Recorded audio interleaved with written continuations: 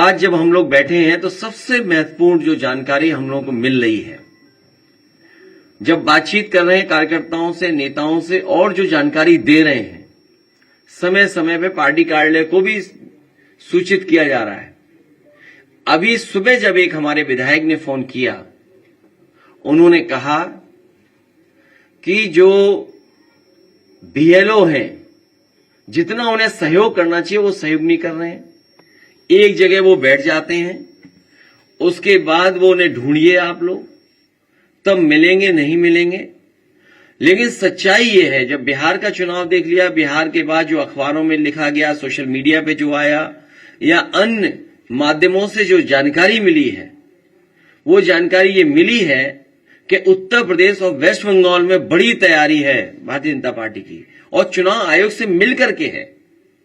क्योंकि चुनाव आयोग की तरफ हम देखते हैं तो हमें उम्मीद है, करते हैं कि वो निष्पक्ष होगी, वो संस्था निष्पक्ष होगी, वो हमारी किसी भी शिकायत का निराकरण करेगी। लेकिन सुनने में आ रहा है कि 2024 की हार के बाद सबसे ज्यादा भारतीय जनता पार्टी और चुनाव आयोग फोकस कर रहा है वेस्ट बंगाल पर और उत्तर प्रदेश पर। अन्य स्टेटों पे भी जहां पर बीजेपी की सरकार नहीं है, उदाहरण के लिए तमिलनाडु, जहां चुनाव आने वाला है, लेकिन सबसे ज्यादा फोकस, सबसे ज्यादा टारगेट और टारगेटेड जो चीजें हो रही हैं वो उत्तर प्रदेश और वेस्ट बंगाल में हो रही हैं, जहां पर चुनाव आयोग से हमें उम्मीद थी। अगर आपको याद हो पत्रकार साथियों, कोई चीज ऐसी नहीं जो हम लोग कह रहे हो आउट ऑफ वे जाके कह रहे हो।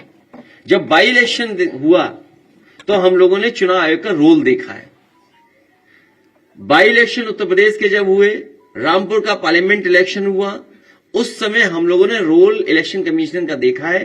तमाम शिकायतें की गई, लेकिन उस शिकायतों पर कोई कार्रवाई नहीं हुई।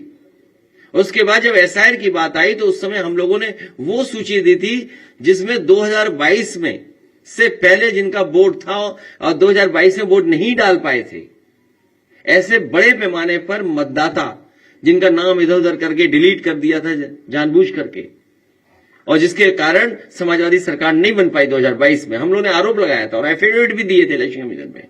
उस समय आपको याद होगा कई जिलाधिकारियों ने कुछ कुछ बातें कहीं, लेकिन जब पलट करके हम लोगों ने उनसे वो बातें तर्क रखे तो उनके पास भी कोई जवाब नहीं था। इसलिए जो तैयारी है, सबसे महत्वपूर्ण बात यह है कि भारतीय जनता पार्टी, उनकी सरकार, उनके अधिकारी और चुनाव आयोग मिलकर के ये तैयारी कर रहे हैं कि 2024 में जिन विधानसभाओं में समाजवादी पार्टी जीती है, इंडिया गठबंधन जीता है, उन विधानसभाओं में 50,000 से ज्यादा वोट काट दिया जाए एसआईआर के बहाने। यही यूपी में हो रहा है, यही वेस्ट बंगाल में तैयारी चल रही है। तो इसलिए हम लोग सावधान हैं। हम पॉलिटिकल लेवल पर, अपनी पार्टी के स्तर पर सभी कार्यकर्ताओं को आपके माध्यम से, अपने संगठन के लोगों को आपके माध्यम से ये अपील भी करते हैं कि पूरी जिम्मेदारी के साथ ये अपनी वोटर लिस्ट ठीक करें। जो वोट है, जो बनना चाहिए वो बनवाएं, बीएलओ से मिलकर के करें, और जहां कहीं नाकामी या जिस तरह की शिकायत मिले वो पार्टी कार्यालय तक जरूर पहुंचें। इधर जो शिकायतें मिली हैं, हम बड़े पैमाने पर शिकायतें हैं, मैं श्रीवास्तव जी जो ऑफिस में देख रहे हैं, मैं उनसे कहूंगा कि वो जरूर ब्रीफ करें। उससे पहले कोई एक अधिकारी है एसडीएम, उनकी रिकॉर्डिंग भी हमारे पास, वही है रिकॉर्डिंग एसडीएम साहब वाली, एक एसडीएम साहब की रिकॉर्डिंग है। देखिए क्या कह रहे हैं, मतलब किस लेवल पे तैयारी है कन्नौज में। कन्नौज तो वो रहा है ना, हमारी राजधानी, देश की राजधानी रही है कन्नौज। सम्राट हर्षवर्धन महादानी, जिन्होंने कुंभ को आयोजन का शुरू किया था, तो जो सम्राट हर्षवर्धन की प्रतिमा हटा सकते हैं कुंभ स्थल से, वो वोट क्यों नहीं हटाएंगे? वो वोट हटाने में लगे हुए हैं, और कन्नौज भी टारगेट में आ गया है।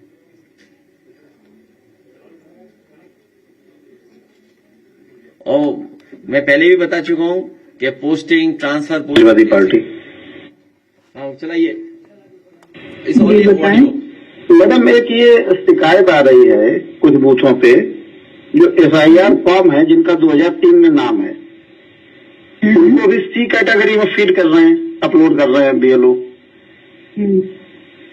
जो जी हाँ जी जी, इसके लिए हम एक्चुअली एक मीटिंग भी करना चाह रहे थे जी ऑफिस में। इसमें दरअसल बात ये है, अगर आपके हो कोई और कार्यकर्ता वगैरह तो उनको बोलिएगा, उनको भी अगर ये डाउट हो तो ऑफिस में आके मिल लें, इलेक्शन ऑफिस में। इसमें दरअसल बात ये है कि जो मैपिंग होती है ना, मैपिंग जी 2003 और 2025 की, जी ये 2 इलेक्टोरल रोल्स है, जी एक 3 का एक 25 का। जी अब चुनाव आयोग की तरफ से कुछ जिले ऐसे हैं, 18 जिले, जी जिनकी 2003 और 2025 की मतदाता सूची की मैपिंग ऐप के ऊपर, जो कि चुनाव आयोग ने बनाई है, उसमें नहीं हुई है। ठीक है हमारा जनपद उन 18 जनपदों में से एक है। जी तो अब जैसे ही जो हम वो गणना प्रपत्र को फीड करते हैं जी ऐप के ऊपर, जी तो अब गणना प्रपत्र में तो 2003 का डाटा दिया हुआ है, तो हम उसको ए या बी कैटेगरी में डालेंगे। जी जी तो जैसे हम उसमें डालते हैं, वो बोलता है नो डाटा फाउंड। अच्छा नो डाटा फाउंड डालता है तो उसका मतलब ये कि हम उसको भर ही नहीं सकते ए और बी में। जी तो अब गणना प्रपत्र हमें डिजिटाइज भी सारे करने हैं, क्योंकि चुनाव आयोग का आदेश है कि आपको 4 दिसंबर तक 100% डिजिटाइजेशन करना है। जी जी तो इसका मतलब ये है कि हमें उसको किसी न किसी कैटेगरी में तो भरना पड़ेगा। तो हमने ये उससे चुनाव आयोग से पूछा कि इसको हम सी कैटेगरी में भर के एक रजिस्टर में एंट्री कर लेते हैं, जी और उस रजिस्टर में एंट्री करके हमारे पास ये रिकॉर्ड दर्ज हो जाएगा कि ये वो वाले मतदाता हैं जिनका नाम 2003 में है, पर इनकी मैपिंग नहीं होने के कारण इनको सी कैटेगरी में दर्ज किया गया है, ताकि हमारे पास एक मैनुअल रिकॉर्ड रहेगा इस चीज का। तो अगर भविष्य में हम इसका नोटिस भी काटेंगे तो उसका नोटिस काटने की जरूरत नहीं पड़ेगी। हाँ, यही कंफ्यूजन था कि जब ड्राफ्ट रोल आ जाएगा उसके बाद जब आप नोटिस देंगे तो फिर इनको भी नोटिस जाएगा अगर सीट हाँ, तो कैटेगरी। इसलिए हम उनकी एंट्री रजिस्टर के अंदर कर रहे हैं। रजिस्टर के अंदर एंट्री करने का मतलब है कि हम उसको उसके अंदर फीड करके रखेंगे। तो फिर इनकी नोटिस नहीं जाएगी। हाँ, नोटिस नहीं जाएगी, अच्छा, उनकी नोटिस नहीं जाएगी, क्योंकि हमने उसको रजिस्टर में एंट्री करी ना उनकी। तो ये एक ऐसा कुछ आप ऑल पार्टी मीटिंग बुला के जिले पे या कुछ ऐसा एक बार बता दें तो थोड़ा कंफ्यूजन दूर हो जाए।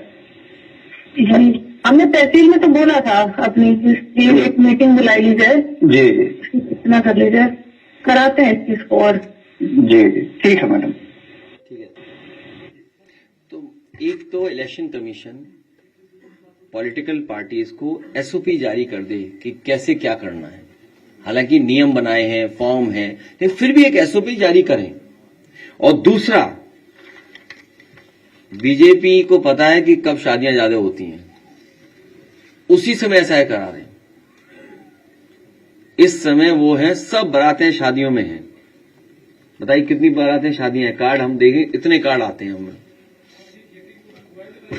और इसी समय जानबूझ के किया जिससे कि यूपी में वोट कट जाए। तो हमारी मांग यह है कि एसओपी के साथ साथ एसआईआर के लिए समय बढ़ाया जाए, कि यूपी सबसे बड़ी स्टेट है, सबसे इंपॉर्टेंट स्टेट है, पॉलिटिकल इंपॉर्टेंट स्टेट है, और यही स्टेट है जो प्रधानमंत्री बनाता है। यही स्टेट है जहां प्रधानमंत्री जी हैं और अधिकारी किसी और के कंट्रोल में हैं। तो समझ लीजिए अधिकारी क्या करेंगे हमें। इसलिए हमारी मांग है कि एसआईआर का समय उत्तर प्रदेश में और बढ़ाया जाए। अभी चुनाव को समय है, बहुत दूर है चुनाव अभी, हालांकि दिन ज्यादा नहीं है। चैट जीपीटी पे पूछे तो दिन कितने हैं, कोई पूछ के बताया हमें, कोई पूछ के बता दो। 415 दिन, 414 हो गए या एक दिन चला गया। तो आप सोचिए सितंबर में प्रचार शुरू होगा तो दिन कितने बचे हैं। इसलिए हम चाहते हैं समय बढ़ाया जाए जिससे कि यहां की वोटर लिस्ट ठीक बनाई जा सके। और ये जो साजिश है कि हर विधानसभा में उत्तर प्रदेश में, वेस्ट बंगाल में 50,000 से ज्यादा वोट काटे जाए, इस साजिश को नाकाम करने के लिए समाजवादी पार्टी और हम सब लोग तैयार हैं और मेहनत करेंगे। और हमें उम्मीद है कि प्रेस के लोग भी हमारा सहयोग करेंगे। लोकतंत्र को बचाने के लिए, संविधान को बचाने के लिए, देश को और मजबूत बने इसका लोकतंत्र, उसके लिए आप भी हमारा सहयोग करें। हमारे साथ जुड़े रहने के लिए सब्सक्राइब करें देश रोजाना के YouTube चैनल को और नई वीडियो की नोटिफिकेशन पाने के लिए बेल आइकन जरूर दबाएं। अगर आप ये वीडियो Facebook या Instagram पर देख रहे हैं तो पेज को लाइक और फॉलो जरूर करें और ज्यादा से ज्यादा शेयर करें।